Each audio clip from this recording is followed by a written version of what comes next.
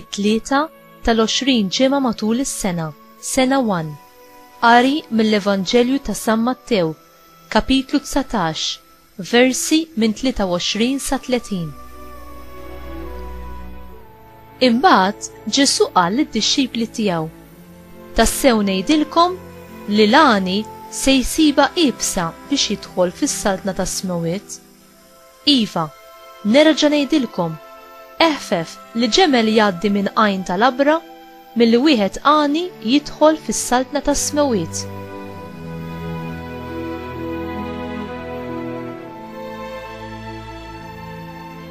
Id-dixxipli staġbu ħafna meta semgħu dan u qalu: mela min jista' jsalva?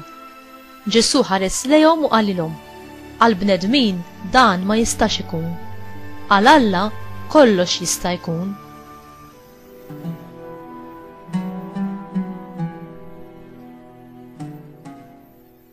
Imbagħad qabeż Pietru qallu: tajjeb, aħna ħallejna kollox u ġejna warajk.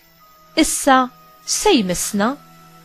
Ġesu qalilhom: tassew ngħidilkom, intom li ġejtu warajja, fid-dinja l-ġdida meta bin il-bniedem joqgħod fuq it-tron glorjuż tiegħu, intom ukoll toqgħodu fuq 12 tron u tagħmlu ħaq mit-12 tribù ta' Iżrael.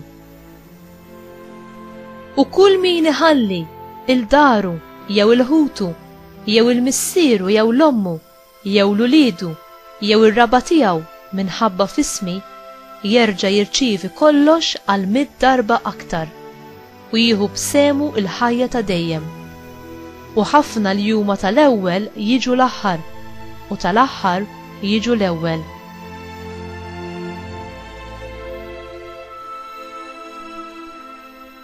Il-kelma tal-mulej, tifħir lilek Kristu.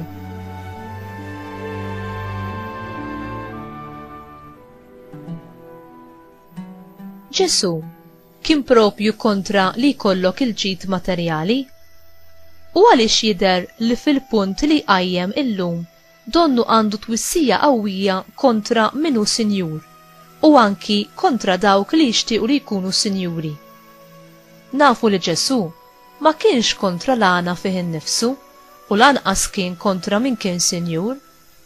Kellu bosta ħbieb li kienu sinjuri, inkluż dawk li kienu jiġbru t-taxxi.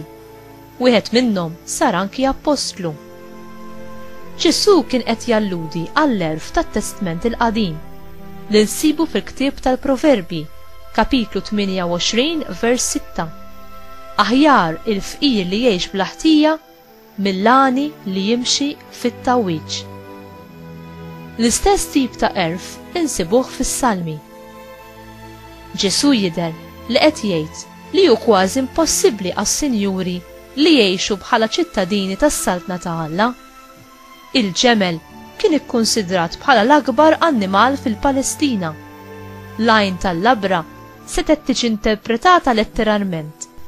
Jew setet mod figurattiv tiddeskrivi passaġġ dejjaq fil-ħitan tal-belt li kien użat mill-vjaġġaturi meta l-passaġġ il-kbir li kien hemm mal-pubbliku kien jiġi msakkar meta jidlam.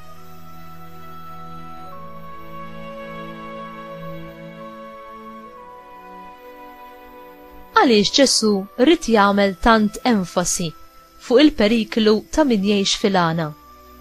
Dan il-ġid jista' jagħmilna niddependu fuqu b'mod żbaljat. Il-għana jista' wkoll iwassalna għal xewqat ħsiena u egoistiċi.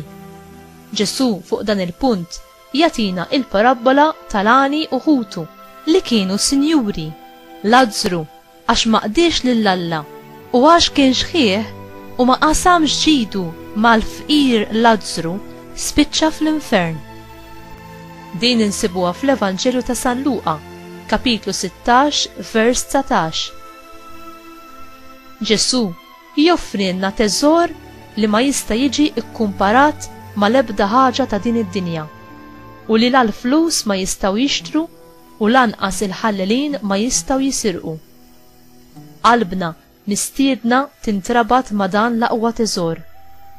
Il-ġid materjali jista' jxekkilna f'din id-dinja, diment li ma npoġġux l-assa fuq qlubna, u norbtu qalbna biss mat-teżor veru li hu Alla u s-saltna tiegħu.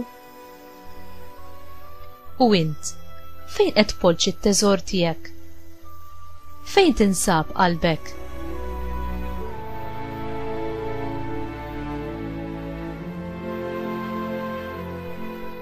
Mulej, int sraqtinna qalbna u ftaħtinna t-teżori tas-sema.